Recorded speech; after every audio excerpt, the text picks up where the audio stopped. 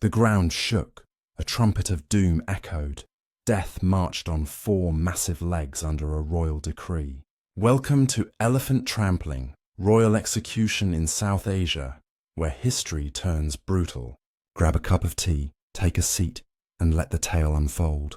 If you're enjoying the story, hit that subscribe button. Your support means the world to us. Chapter 1. The Dawn of a Deadly Tradition.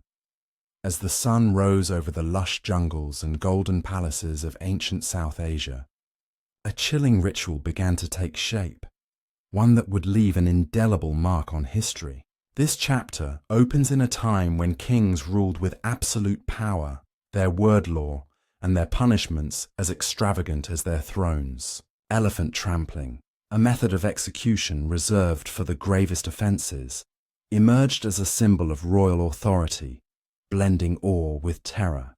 Picture sprawling courts where nobles in silk robes gathered, where the air carried the scent of sandalwood and fear, and where the ground trembled under the weight of justice delivered by enormous beasts. This wasn't just punishment, it was a spectacle, a public display meant to enforce obedience and showcase the might of the ruler. The tradition likely began centuries ago, with roots tracing back to the mighty empires of India, Sri Lanka, and parts of Southeast Asia, where elephants were revered as sacred and symbols of strength. Kings, such as those in the Chola dynasty or the Sinhalese rulers of Ceylon, kept these animals not only for war, but also as instruments of state control. Historical records like the chronicles of the Mahavamsa hint at executions where criminals, traitors, rebels, or those who insulted the crown faced the wrath of a trained elephant. These weren't wild beasts. They were carefully conditioned, their trunks and feet guided by mahouts to crush or toss their victims with precision. The process was gruesome yet methodical, reflecting the calculated nature of royal justice. Take the case of an infamous execution under King Vijayabahu I of Sri Lanka in the 11th century. A rebel leader, accused of plotting against the throne, was brought to the royal courtyard in Anuradhapura. The king, adorned in gold and jewels, watched from a raised platform as a massive elephant, draped in crimson cloth, was led forward. The crowd hushed as the mahouts signaled, and with a single command, the elephant lifted the man with its trunk, hurling him to the ground before delivering a crushing blow. The event was recorded not just as a death, but as a warning, etched into the minds of all who witnessed it. Such stories spread, turning elephant trampling into a feared legend across the region. The logistics of these executions were as fascinating as they were horrifying. Elephants, weighing up to 12,000 pounds, required months of training to perform their grim task. Mahouts, skilled handlers who shared a bond with their animals, used a mix of rewards and commands to ensure obedience. The elephants were often adorned with ornate armor or bells, adding to the theatricality, while the execution site was prepared with sand or mats to absorb the impact and contain the mess. Victims, typically bound or chained, had no chance of escape, their fate sealed by the sheer power of nature, harnessed by human will. This blend of ritual and brutality made each event a public lesson in loyalty and fear. Beyond the physical act, elephant trampling carried deep cultural weight.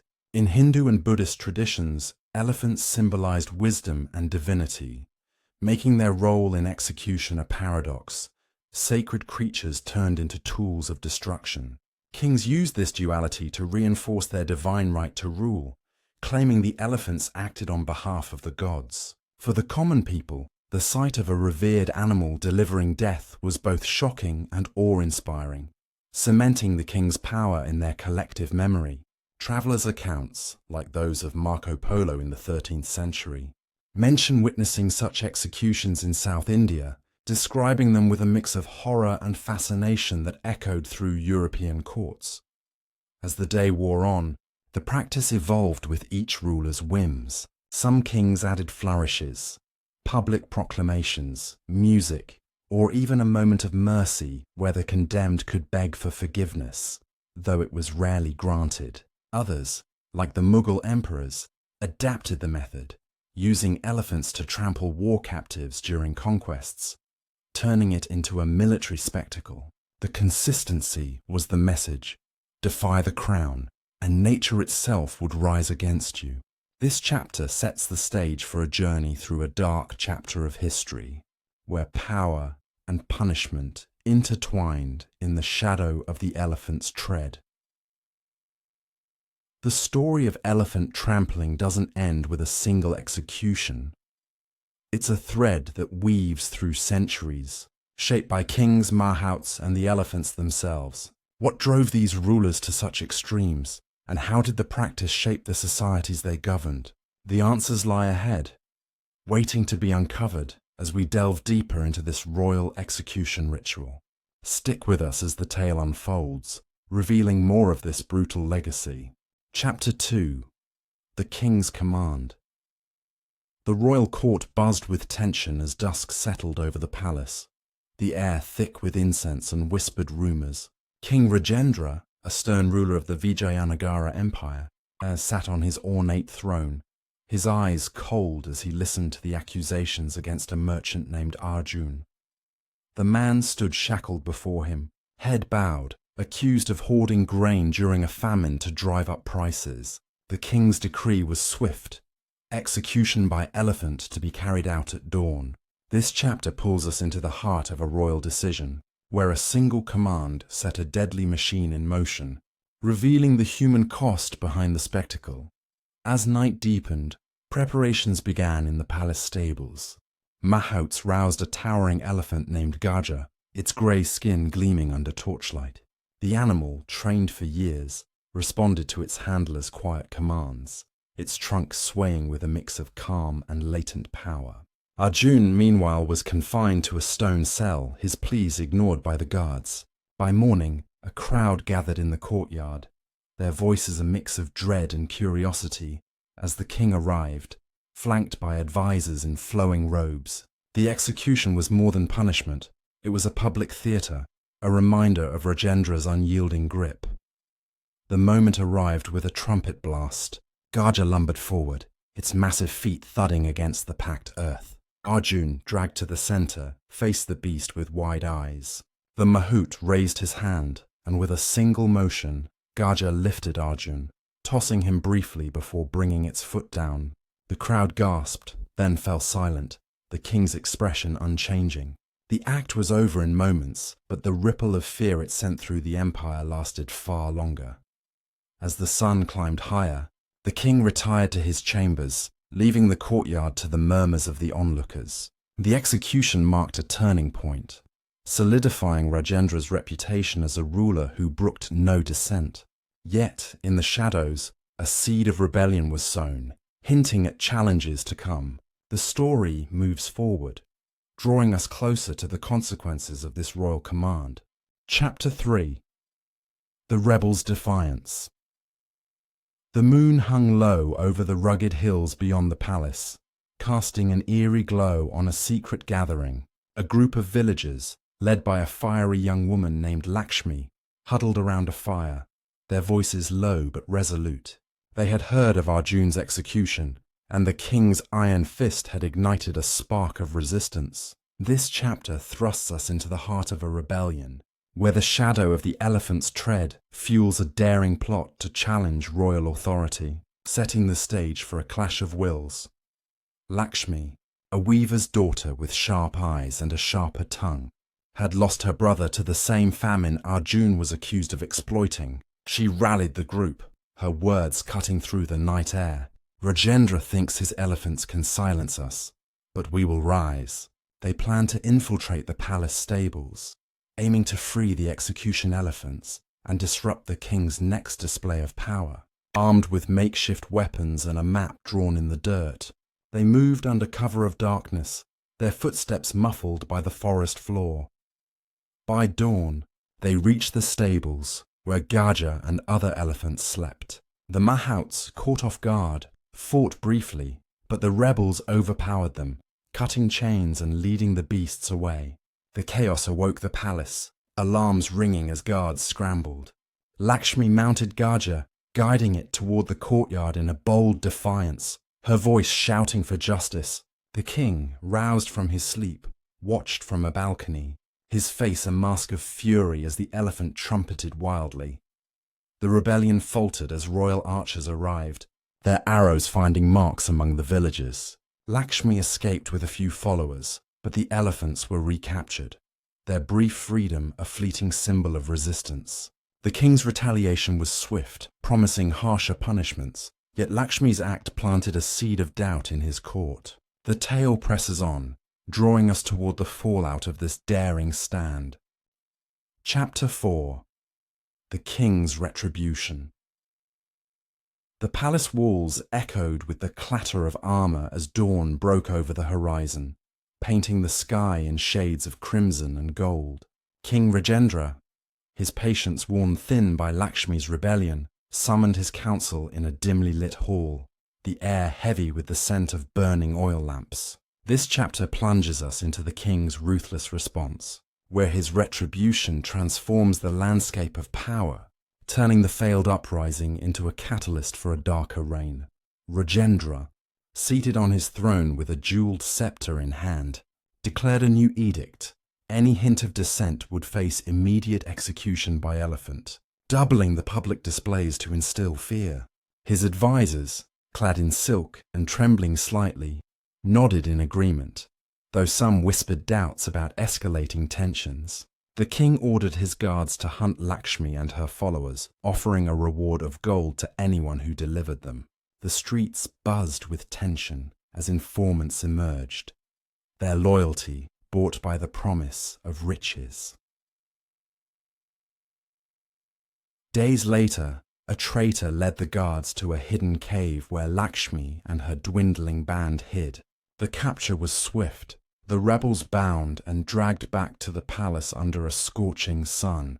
In the courtyard, a larger crowd gathered, their faces a mix of fear and morbid curiosity, as Rajendra presided over the scene. 3 elephants, including Gaja, were brought forward, their trunks swaying ominously. Lakshmi stood defiant, her voice ringing out, "Your elephants cannot crush our spirit!" Before the mahouts signaled the beasts into action. The executions were brutal and swift, the ground stained with the cost of rebellion. Lakshmi's final cry was cut short, her body crushed beneath Gaja's weight, a sight that silenced the crowd.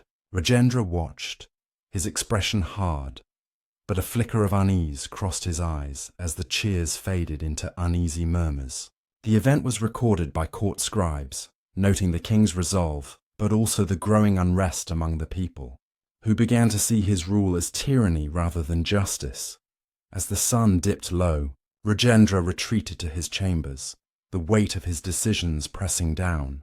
The retribution had quelled the immediate threat, but whispers of a larger resistance began to spread beyond the palace walls.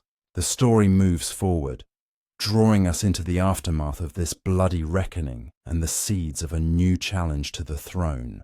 Chapter 5. The Fall of the Tyrant. The night sky over the Vijayanagara palace shimmered with a restless energy, the air thick with the scent of rain and rebellion as midnight approached on September 19th, 2025. The city below buzzed with hushed voices, a storm brewing after King Rajendra's brutal retribution against Lakshmi and her followers. This final chapter unveils the full truth, where the weight of tyranny crumbles under the weight of justice, revealing the hidden forces and ultimate fate of the royal execution tradition. Grab a cup of tea, take a seat, and join us for the gripping conclusion. If you've loved this journey, hit that subscribe button, and your support means the world to us. Like, comment, and share to keep the stories coming. In the weeks following the executions, the palace became a fortress of paranoia. Rajendra, haunted by Lakshmi's defiant cry, increased his guard and ordered more elephants trained, believing fear alone could sustain his rule. But the people, inspired by her sacrifice, began to organize in secret.